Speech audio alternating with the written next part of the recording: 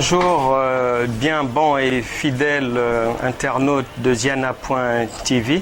Merci d'être encore au rendez-vous de Livre Hebdo aujourd'hui. Livre Hebdo qui va recevoir un auteur qui est venu du Congo-Brazzaville, un romancier, poète, un dramaturge, quelqu'un qui vient de publier son 7e ouvrage. Le premier s'intitulait L'héritage de Meya et l'auteur est Raymond Loko. Il a donc publié L'héritage de Meya. Il a publié Les Messagers de la paix aux éditions Edilivre. Il a également publié Les Sinistrés de l'au-delà et d'autres ouvrages encore qu'il aura le loisir de nous partager tout à l'heure. Ben voilà, il est là, il est déjà avec nous. Bonjour Raymond. Bonjour Franck. Merci, il faut signaler que tu es venu de Brazzaville et puis que tu reviens du festival culturel Festi-Couleur qui s'est déroulé à Toulouse, Toulouse oui. En Haute-Garonne, dans le sud de la France, et que maintenant tu es sur le plateau de Livre Hebdo pour parler de ton ouvrage Une folle dans la cour du roi, publié aux éditions Baudelaire.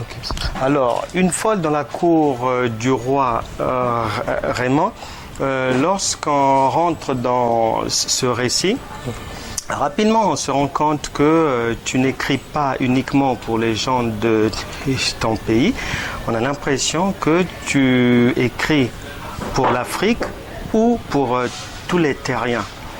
Alors pour qui écris-tu précisément? Bon, mais Franck, laisse-moi te dire très honnêtement que je suis très fier de toi parce que tu as cette solidarité-là que je pourrais qualifier de solidarité littéraire parce que j'ai commencé par lire ton article que tu as publié dans YouTube, je crois. J'étais très très content et tu es allé même plus loin en m'appelant depuis ici, alors que moi je me trouvais au pays. J'ai dit j'arrive au festival et on va se rencontrer. Et voilà, c'est cette occasion-là qui fait que nous soyons ensemble. Et donc je te dis très honnêtement merci. Okay? Pour répondre à ta question, je dirais que j'écris pour tous les terriens. La culture est universelle. Voilà, donc voilà quoi. D'accord. Et l'amour est vraiment au cœur de ton écrit, lorsqu'on lit Une folle dans la cour du roi, on se rend compte à quel point est-ce que tu tiens à cet élément-là. Pour toi, une vie sans amour, c'est une vie comment? Une vie sans amour, c'est une vie qui n'a pas de sens, parce que si on se fait tout ce mal qu'on se fait dans nos pays, les guerres et tout ce qu'on sait, c'est parce que quelque part il manque l'amour du prochain. Si nos pays n'arrivent parfois pas à nous soutenir ou parfois pas à prendre en compte nos besoins, c'est parce que à la clé il manque l'amour. Donc l'amour, c'est un sujet fondamental. Et pour venir à ce livre-là, Une folle dans la cour du roi, je vais tout de suite te dire, Franck, que ça m'a été inspiré par une folle qui sillonnait ou les rues, qui roulait sa bosse non loin de là où j'exerce, et elle avait son enfant au dos, et cet enfant-là n'était pas fou en fait compte. Alors je me suis dit mais quelle est cette personne-là dans cet état-là qui va continuer à garder son enfant, jalousement son enfant, qui va le nourrir au crochet des poubelles et tout ça. Je me disais qu'un jour j'allais écrire un livre sur cette dame. Et ça venait pas tout de suite. J'ai forcé et parfois il arrivait lors des fêtes de Noël que j'achète un jouet tout de suite à côté et que je donne à cet enfant-là qui était sur son dos, que je ne pouvais pas te prendre parce que l'enfant appartenait à la folle. Mais je me disais que non, j'allais écrire un livre. Et finalement, le livre est venu et c'est celui-là qui est là. Voilà. Oui, avec une inspiration particulière, puisque ça part d'un couple qui réunit un Congolais et une Malienne, Franck et Aminata, qui sont ensemble et puis qui vont vivre les péripéties de la vie. Et dans leur histoire, ce qui est frappant, c'est que ils vont, leur destin va être influencé par des événements dont ils ne sont pas les auteurs, tels que la guerre et des tentatives de coup d'État, des violences. Des violences, oui, c'est ça. Pourquoi avoir mis ce schéma dans le récit de la violence, des guerres, des coups d'État en Afrique, une fois dans la cour de roi? Moi, je me dis toujours que l'écrivain, c'est un miroir qui reflète donc son époque vers les générations futures. C'est pour cela d'ailleurs que j'écris parfois, c'est pour achever tout ce que je vois à cette époque. Je vous dirais que Jésus n'a pas écrit, Jésus n'a pas laissé des écrits, mais c'est ceux qui étaient autour de lui qui ont écrit, et c'est ce qui fait que nous connaissons la vie de Jésus aujourd'hui. Alors donc, ceux-là qui font certaines choses, c'est les acteurs politiques ou les acteurs de certaines choses, de certaines mauvaises choses, alors ne sont pas obligés d'écrire leurs mauvaises choses. C'est à nous de pouvoir les écrire pour que les générations futures puissent se corriger à partir de nos erreurs parfois. Ok?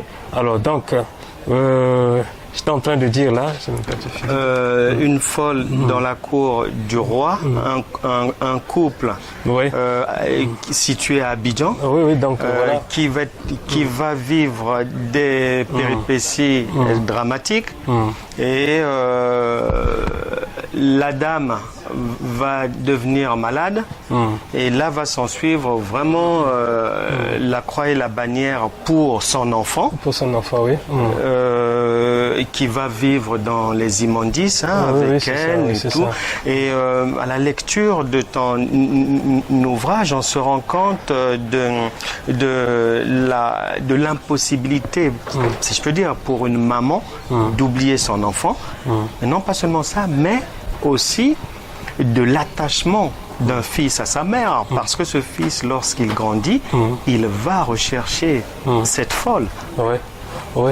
Bon, donc, Franck, tu vois, il se passe que le jeune Aïssa, un jeune Congolais qui est envoyé en Côte d'Ivoire pour les études, il va participer à un jeu qu'on appelle le jeu de découverte. Un jeu qui consiste à correspondre avec un inconnu et qu'on découvrira le jour des découvertes. Et généralement, ça se passe avant le 14 février.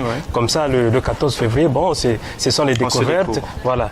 Et ce jeune Aïssa a été mis en contact avec une Malienne, très belle en plus, et avec laquelle il va connaître un amour romantique qui enfantera un enfant, Aminata, qui va donner donc Mongo Albert, et voilà qu'un jour, pendant qu'il se passe des événements, les étudiants sont en grève à Abidjan, et Aïssa, qui va pour ces histoires de soutenance, il va finalement trouver la mort parce que il y a des policiers qui étaient en train de pourchasser les étudiants en grève et tout, par erreur on va le tuer. Et Aminata, qui ne supporte pas donc la mort de son amant, et va finalement piquer une crise de folie alors qu'elle avait son enfant au dos. Et elle va donc errer dans les rues d'Abidjan comme ça avec cet enfant-là qu'elle va nourrir au crochet des poubelles pendant longtemps. Il a fallu, en fait, compte le secours de quelques agents, d'un organisme international qui sont venus à Abidjan pour enquêter sur les déchets toxiques. Et finalement, on va amener cet enfant-là aux États-Unis où il va avoir une éducation pointue. Et finalement, après, comme tu as dit... Mais qu'est-ce qui fait que lui, à l'âge adulte, tiendra à retrouver sa mère qui pourtant est folle? Oui, mais c'est cet amour-là dont tu parles, Franck, tu vois. Tu as parlé de l'amour, de cet attachement. D'abord, il s'est dit que sans cette maman-là, mais d'abord, c'était ton article. Ton article dit que non, mais la poubelle peut enfanter le bien. Bien sûr. Voilà, donc c'est de cette poubelle-là, il se dit, mais tiens, si je suis devenu président, c'est parce que, quelque part, il y a eu une folle qui m'a nourri au crochet des poubelles, il y a eu une folle qui m'a gardé malgré sa folie, et il faut à tout prix que je cherche cette femme-là qui va finalement bénéficier ou jouir également de ce que je suis aujourd'hui. Oui, c'est vrai que Mongo Albert, dans les années futures, deviendra président de la République, il deviendra également roi de son clan, de son clan d'abord, oui, avant de devenir le roi du Congo. Et ce mélange, cette symbiose de tradition et modernisme, est-ce que ça fait bon ménage, ça? Parce que Mongo Albert, il a l'éducation occidentale et on lui impose les rites traditionnels de chefferie, de ceci, cela. Est-ce que dans la réalité, est-ce que ça arrive à accoucher quelque chose de bon? Bien sûr que ça a accouché quelque chose de bon. Quand tu réalises, Mongo, qui revient des États-Unis, il ne parle que anglais. Oui, bien sûr. Il arrive au Congo pour chercher son père ou ses parents, sa famille paternelle. En fait, bon, il fait passer un message et tout de suite, c'est son grand-père qui ressemble à son père et qui le ressemble puisque lui ressemble à son père. Et bon, donc de là, ils se reconnaissent. Et on va se dire, mais tiens, mais ça c'est un enfant qui est déraciné. Il faut que nous l'emmenions au pays, au village, pour qu'il comprenne les réalités africaines. Voyez-vous? Alors, une fois qu'il arrive au village, c'est le vieux roi du village qui le reconnaît à travers lui son successeur. Qui va dire, mais tiens, mais c'est lui que j'attendais avant de mourir. Voilà. Donc, est-ce que c'est facile ça, pour Mongo Albert de sortir de la culture occidentale et d'être brutalement plongé dans la tradition et même la chefferie lui est imposée. C'est pas un souhait de sa part au départ. En fait, c'est quelque chose qui lui est proposé et lui il a accepté. Ça n'a pas été de manière radicale, voilà le mot. Voilà. Donc c'est une proposition qui lui avait été faite et en fait quand il a compris, puisqu'après on l'a mené vers les pyramides d'Égypte, où de manière spirituelle, il a été initié, il a vu ce qu'il a vu, et lui, le grand-père, quand on lui a demandé qu'est-ce qu'il voulait qu'on fasse pour lui, il a dit que non, la seule chose qu'il aurait souhaité, c'est que son petit-fils, qui devait le succéder, puisse parler la langue Gangoulou. Et finalement, quand ils sont revenus, le miracle s'est produit et tout de suite, il comprenait la langue Gangoulou, il a parlé correctement et ça a été une surprise devant la population qui va se rendre compte que finalement, celui-ci, c'est l'élu. Mais élu, oui. Le récit donne la réussite à Mongo Albert puisqu'il devient une autorité, la première autorité du pays. Et il réussira dans son travail, que ça soit dans sa contrée locale, chez les Bagangoulou, ou que ça soit au niveau national, depuis la capitale. Il réussit, l'économie avance, l'agriculture repart. Vraiment, il réussit dans la mission qui lui a été assignée par le peuple qu'il a élu. Mais dans la réalité, il n'y a pas toujours la réussite. Oui, bien sûr, mais les deux choses font bon ménage, en fait, compte, parce que Dieu n'a pas créé un paradis dans ce monde. Dieu a créé le bien et le mal, de façon que ces deux entités puissent cohabiter ensemble. Et c'est ça qui fait même l'harmonie, sinon ça serait peut-être monotone. On se dit que si le mal n'est plus de ce monde, alors que ce monde se transformerait en un paradis. De même que si le bien n'était pas dans ce monde, et avec le mal, ça serait un enfer et ça serait monotone aussi, ridicule. Voyez-vous, donc c'est toutes ces deux entités-là qui font que ce monde soit. Et c'était facile pour lui de vivre toutes ces choses-là. Voilà, quoi. Et j'ai relevé vraiment que il y a une forte présence de Dieu qui est le maître tout-puissant, celui qui régit la vie humaine. Ça ressort dans ton écrit. La thématique de l'amour est bien présente et très importante. Les liens de famille, les liens de sang. Et dans ta bibliographie, quelles sont les autres thématiques que tu as pu développer ailleurs que dans Lune folle dans la cour du roi? Bon, c'est la thématique de la guerre, la thématique de la politique.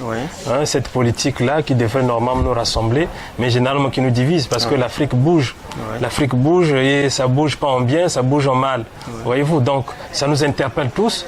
On a besoin de dire quelque chose. Au lieu que nous prenions les armes pour aller faire comme les autres, nous on fait le contraire. On prend le stylo et tout de suite, on se met à coucher certaines phrases qui doivent conscientiser ceux qui ont choisi le métier de la politique.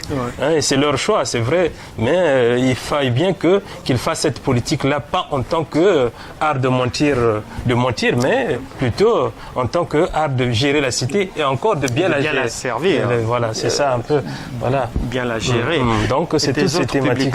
Mes autres publications, vous avez là cité l'héritage de Meya, vous avez cité les messagers de la paix, vous avez cité les sinistrés de l'au-delà, vous avez cité une folle de la cour du roi, mais avant d'arriver à une folle de la cour du roi, j'ai publié un recueil de poèmes qui s'intitule Testament. Ensuite, j'ai publié Le crucifié de Mbanza Congo, qui est une pièce de théâtre. Et il y a Les mains vides, qui est également un roman. Et enfin, ensuite, il y a eu une folle de la cour du roi. Et enfin, Le sinistré de l'au-delà. Voilà. Vraiment, Le sinistré de l'au-delà, c'est mon dernier roman, en fait. Bibliographie riche, riche, avec des thématiques variées, on va dire variées, et vraiment on sent la préoccupation chez toi de la condition humaine, très présente, et en projet d'écriture, quand il y a quelque chose en vue. Oui, il y a quelque chose qui est déjà prêt, qui est même déjà préfacé. J'ai un roman qui s'intitule, je peux déjà lancer le titre comme ça parce que il est déjà finalisé. Si Dieu le voudra, je pourrais même laisser ça avant de partir. C'est La République en jaune. La République en jaune. Voilà, La République en jaune, préfacée par Kadima Nzouzi, qui est un professeur de littérature là-bas à l'université Mariam Gouabi. À Brazzaville. À Brazzaville. D'accord. Et également, j'ai un autre. Le labyrinthe des roses, qui est fin prêt aussi, dont je t'ai parlé de ce projet-là. D'accord. Donc, qui sera publié ultérieurement. Ultérieurement, incessamment même. Incessamment, d'accord. Merci beaucoup, Raymond, d'être venu sur le plateau de Livre Hebdo. Et n'hésite pas à revenir nous voir pour nous partager encore le fruit précieux de ton inspiration. Mais je crois que c'est à moi de te remercier parce que déjà je l'ai dit au départ, j'étais honnête avec moi-même et je t'ai dit que c'est l'occasion ou jamais de pouvoir te remercier pour tout ce que tu fais, cette solidarité littéraire. S'il pouvait avoir 3 francs ici à Paris comme ça, mais ça serait une bonne chose. Et je crois que c'est Ziana TV, déjà avec au Salon du Livre, Yassir Makosso qui m'a interviewé également, j'ai retrouvé ça dans YouTube également, qu'il trouve également par cette occasion ma profonde gratitude. Voilà. Ok, d'accord, merci bien. On te remercie, on prend en compte tes encouragements et marques d'affection. Bon séjour d'abord à Paris et puis bon retour ensuite à Brazzaville et n'hésite pas à revenir nous voir avec de nouvelles publications. Ziana.tv sera toujours ravi de te recevoir. Merci encore une fois. Vraiment, merci. Chers amis, un clin d'œil aujourd'hui à Philippe Besse qui se trouve du côté de la Belgique. Il est à Bruxelles. C'est un auteur qui vient de publier un ouvrage intitulé « Sale tour pour un destin » dans lequel il raconte, il fait son petit témoignage, le témoignage de son combat contre la maladie, contre le cancer, un ouvrage poignant et nous espérons que prochainement nous aurons l'occasion d'entendre Philippe Besse qui vraiment a beaucoup de choses et de conseils à nous apporter, surtout pour tous ceux qui souffrent, tous ceux qui sont dans la maladie, tous ceux qui espèrent aussi la guérison un jour. L'ouvrage de Philippe Besse est vraiment thérapeutique, un véritable médicament pour ceux qui sont à l'hôpital ou qui ont une douleur dans leur corps, cœur ou âme. Philippe, bonjour. Nous te saluons chaleureusement et puis d'ici là, nous espérons te rencontrer et t'entendre nous faire ton témoignage de ton ouvrage « Sale tour pour un destin ». Du côté publication également, signalons la sortie du livre de Safia Azedine, La Mecque Fuquette, ouvrage publié chez J'ai lu. Il y a également Diane Mazloum qui a publié chez Stock Beyrouth la nuit. Signalons aussi l'ouvrage de Charles Onana, journaliste d'investigation et écrivain, qui a publié chez Dubois-Riss, France, Côte d'Ivoire, La rupture, confidence et documents secrets. Merci bien de nous avoir suivis, chers amis. Restez fidèles au programme de Ziana.tv. Nous nous retrouverons prochainement pour une nouvelle séquence de Livre Hebdo. D'ici là, portez-vous bien et prenez soin de vous-même et de vos familles. C'était Livre Hebdo du romancier et poète Raymond Loko.